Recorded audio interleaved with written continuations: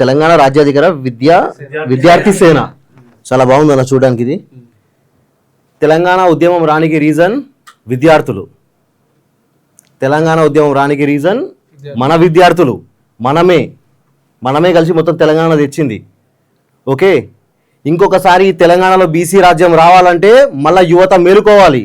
మన ఊర్లలో ఉన్న ప్రతి కాలేజ్ 10th స్టూడెంట్స్ దగ్గర నుంచి స్టార్ట్ చేస్తే 10th, ఇంటర్, డిగ్రీ అక్కడి నుంచి స్టార్ట్ చేస్తే మొత్తం ఉస్మానియా యూనివర్సిటీ, JNTU ఇవన్నీ మొత్తం కదలాలి. మొత్తం బీసీ రాజ్యం మళ్ళీ రావాలంటే తెలంగాణ తెచ్చింది మనమే, తెలంగాణ సాధించింది మనమే. మనం లేకపోతే ఎక్కడ కేసీఆర్, మనం లేకపోతే ఎక్కడ ఇవన్నీ సంఘాలు, ఇవి మనమే కదా.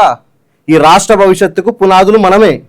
రేపటి బీసీ రాజ్యం వస్తుందంటే దానికి కారణం మనమే అవుతాం. మనం ఒక అడుగు ముందేస్తేనే మన ఎన్నుకున్న వాళ్ళు 2 అడుగులు ముందేస్తారు. ఫస్ట్ అడుగు మనదే ఉంటుంది. మనం ఎప్పుడు మన ఊర్లలో కానివ్వండి, మనం ఉన్న ప్రాంతంలో, మనం ఉన్న ఊర్లో, మనం చదువుతున్న కాలేజీలలో మనకు చాలా ఒత్తిళ్ళు వస్తాయి, చాలా బెదిరింపులు వస్తాయి.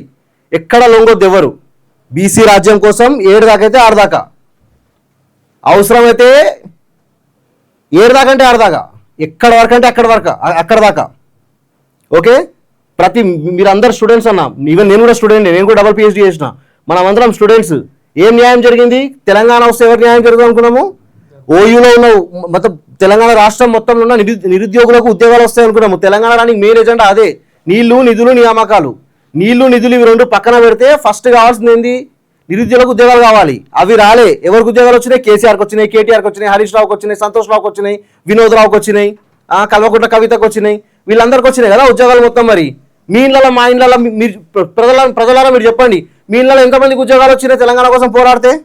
ఒక శ్రీకాంతాచారి చనిపోతే దాన్ని మొత్తం బిజినెస్ చేసి వీళ్ళందరూ కలిసి, శ్రీకాంతాచారి అనే వ్యక్తి చనిపోతే దాన్ని మొత్తం ఒక పొలిటికల్ ఎజెండా లాగా మార్చుకొని శ్రీకాంతాచారి చనిపోతే శ్రీకాంతాచారి చావుని అడ్డం పెట్టుకొని తెలంగాణ తెచ్చిరు వీళ్ళు.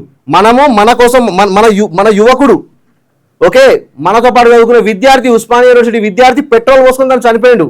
దేనికోసం? ప్రత్యేక తెలంగాణ రాష్ట్రం కోసం, ఉద్యోగాల కోసం. ఆయన నీళ్ళ కోసం, నిధుల కోసం కాదని పెట్రోల్ పోసుకున్నది.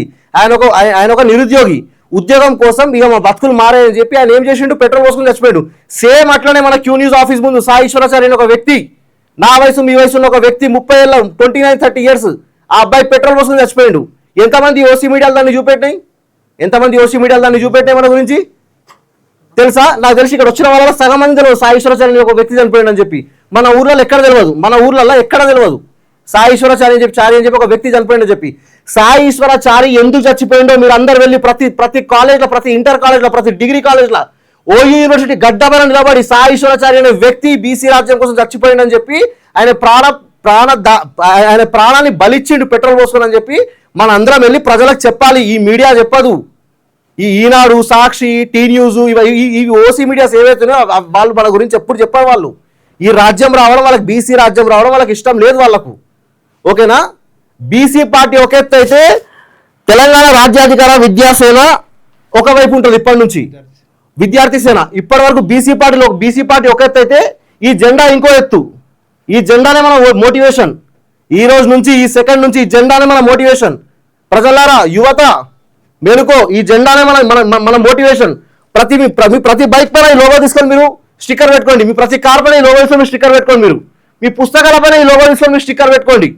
ఎవరేమన్నా అంటే నేను TRVS స్టూడెంట్ అని చెప్పండి, TRVS సంఘం పర్సన్ అని చెప్పండి నేను. ఓకేనా?